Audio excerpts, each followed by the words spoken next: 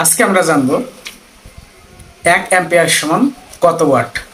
Viva বোর্ডে বা যে কেউ আপনাকে যখন জিজ্ঞেস করবে যে স্যার বলেন তো বা ভাই বলেন তো 1 অ্যাম্পিয়ার সমান কত ওয়াট।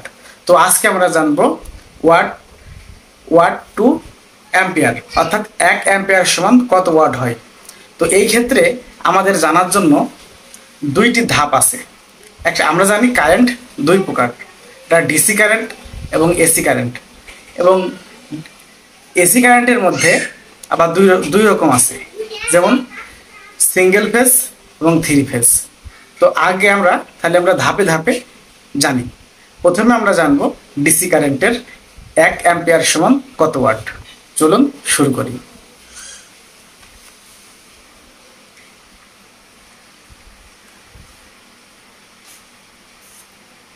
প্রথমে আমরা জানবো ডিসি কারেন্ট। এই ডিসি কারেন্ট 1 অ্যাম্পিয়ার সমান কত ওয়াট। তো ডিসি কারেন্ট বের করার জন্য একটা ফর্মুলা আছে, যেমন পি ইকুয়াল টু ভি গুণ আই। যেহেতু ডিসি কারেন্টের কোনো পাওয়ার ফ্যাক্টর লাগে না, তাহলে আমরা ধরে নিই যে ভোল্ট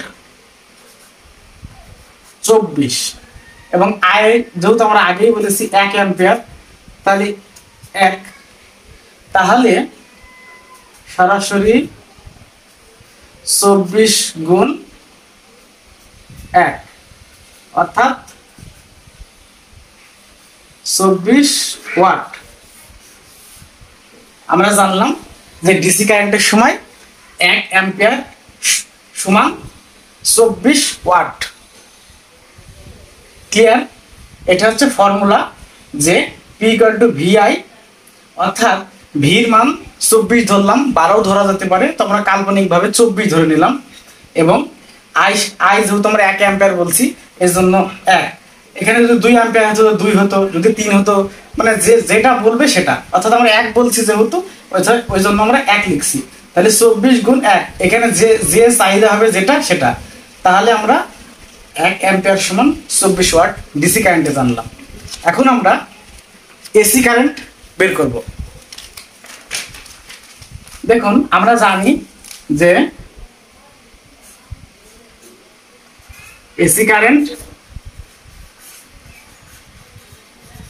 দুই প্রকার। এখন আমরা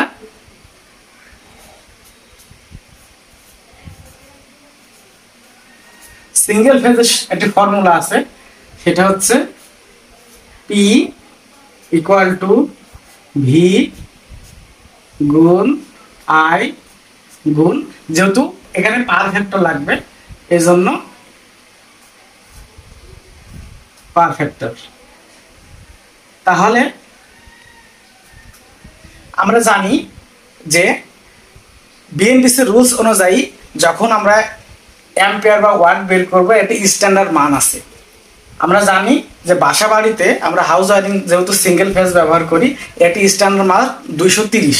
তো আমরা ভি সমান 230, যেহেতু 1 অ্যাম্পিয়ার বলছি ওই জন্য 1, এবং পাওয়ার ফ্যাক্টরের মান বাসা বাড়ির ক্ষেত্রে 0.9 গুণ 0.9, ক্যালকুলেশন করলে হবে 207 watt.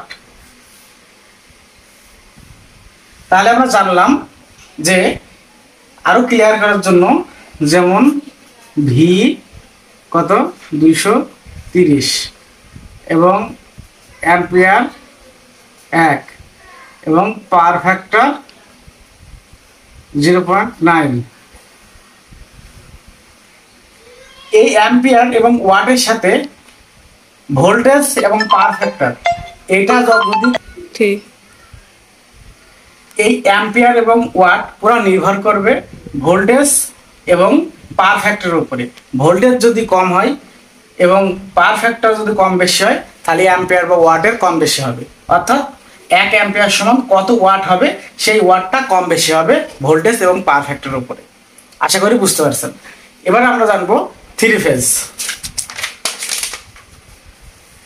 Three phase ampere to watt বের করার জন্য আমাদের একটি ফর্মুলা আছে, যেমন P equal to √3 V I গুণ পাওয়ার ফ্যাক্টর, অর্থাৎ √3 এর মান 1.732 আর ভির মান 400। এই 400 হচ্ছে স্ট্যান্ডার্ড মান এবং আই সমান 1 অ্যাম্পিয়ার এবং পিএফআই 0.8, যেহেতু ইন্ডাস্ট্রিয়ালের ক্ষেত্রে যে পাওয়ার ফ্যাক্টর হয় 0.8 এবং এই ভি হচ্ছে 400 ভোল্ট স্ট্যান্ডার্ড মান। তাহলে এখন আমরা যদি ধরি, তাহলে এই √3 এর মান